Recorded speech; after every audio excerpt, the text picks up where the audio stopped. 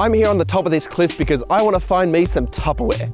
Now, I know what you're thinking. Nathan, you're not very likely to find Tupperware in the middle of the bush. Well, let me tell you, I've got a secret weapon. The only downside is it costs $12 billion to install and about $2 million to operate every day. Still, let's find me some Tupperware.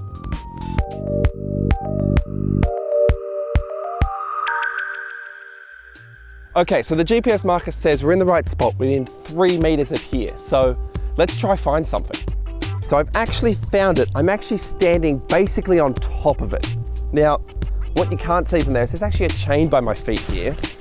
And if I just start pulling on that chain, look at that. There it is, 5-10 meters down the cliff.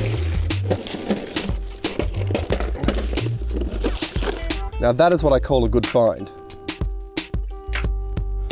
I mean, just look at that view.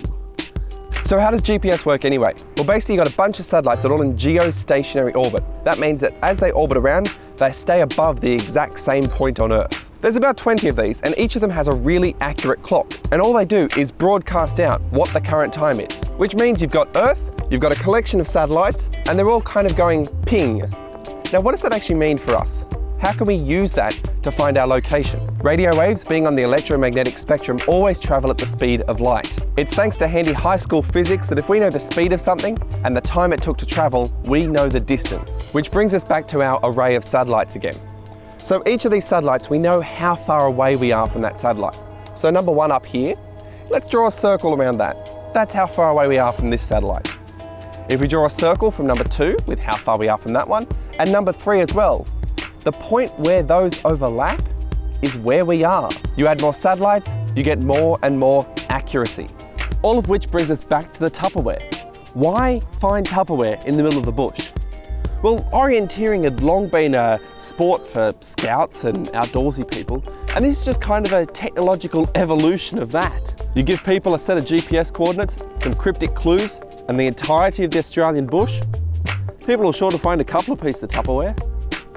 This episode was written and produced by me, Nathan Chapman. If you want to find about geocaching or this particular cache, head to the website below. And now on to our final tidbit. The GPS chip in your phone, your watch, your car, whatever, it will actually disable if it's going faster than 1,500 kilometers an hour. And it's the reason that GPS is free is so you can't use those chips in missile technology.